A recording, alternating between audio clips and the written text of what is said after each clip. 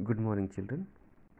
आज हम हिंदी की इस कक्षा में एक कोयल नामक पक्षी के बारे में एक कविता के माध्यम से पठन पाठन करेंगे।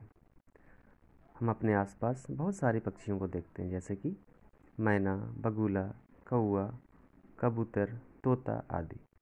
लेकिन आज हम इस क्लास में, इस कक्षा में कोयल के बारे में एक कविता के माध्यम से जानेंगे। आइए शुरू करते हैं। कोयल। देखो कोयल काली है, पर मीठी है इसकी बोली। इसने ही तो कूक कूक कर आमों में मिश्री घोली। कोयल एक काले रंग की पक्षी होती है और इसकी आवाज़, इसकी कूक बहुत ही सुरीली होती है, बहुत मीठी होती है।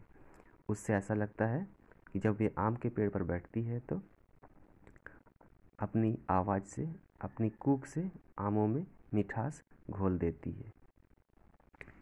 कोयल कोयल सच बतलाओ, क्या संदेशा लाई हो। बहुत दिनों के बाद आज फिर इस डाली पर आई हो। बच्चे पूछ रहे हैं कि कोयल कोयल सच बतलाओ, तुम क्या संदेशा लाई हो, क्या मैसेज लाई हो। बहुत दिनों के बाद फिर इस आम की डाली पर आई हो। क्या गाती हो, किसे बुलाती, बतला दो कोयल रानी। प्यासी धरती देख मांगती हो, क्या मेघों से पानी। कोयल, हमें यह बतला दो कि तुम किसको बुलाती हो, गा गा कर किसे अपने पास बुलाती हो। क्या ऐसा तो नहीं है कि तुम धरती को प्यासा देखकर बादलों से बारिश की आशा तो नहीं करती, बारिश तो नहीं मांग रही हो।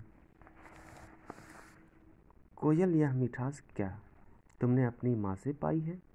माँ ने ही क्या तुमको मीठी बोली यह सिखलाई है। ये जो तुम्हारी मीठी बोली है, तुम्हारी आवाज़ में इतनी मिठास जो है, क्या तुमने अपनी माँ से पाई है। माँ ने ही क्या तुमको मीठी बोलियाँ सिखलाई है। क्या तुम्हारी माँ ने ही तुमको यह मीठी बोली सिखलाई है। डाल डाल पर उड़ना गाना जिसने तुम्हें सिखाया है, सबसे मीठे मीठे बोलो यह भी तुम्हें बताया है।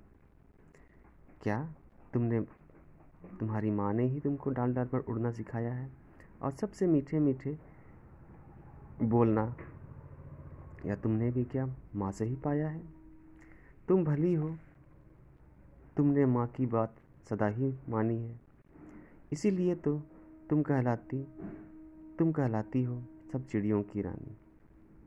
तुम भली हो, तुम अच्छी हो और तुमने सदा अपनी माँ की बात मानी है, शायद इसीलिए तुम चिड़ियों की रानी कहलाती हो। ये छोटी सी कविता सुभद्रा कुमारी चौहान के द्वारा लिखी गई है और इसमें कोयल पक्षी के बारे बताया गया है, उसकी मीठी आवाज़ के बारे, और दूसरी बात कि उसकी जो खूबसूरत आवाज़ है, उसकी जो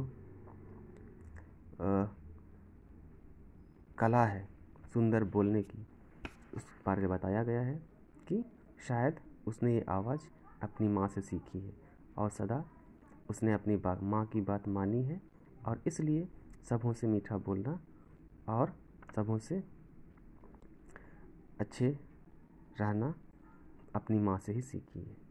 तो बच्चों, हम भी अपने जीवन में हमें भी मीठे बोलना चाहिए सबों से और अपनी माँ की बात सदा माननी चाहिए।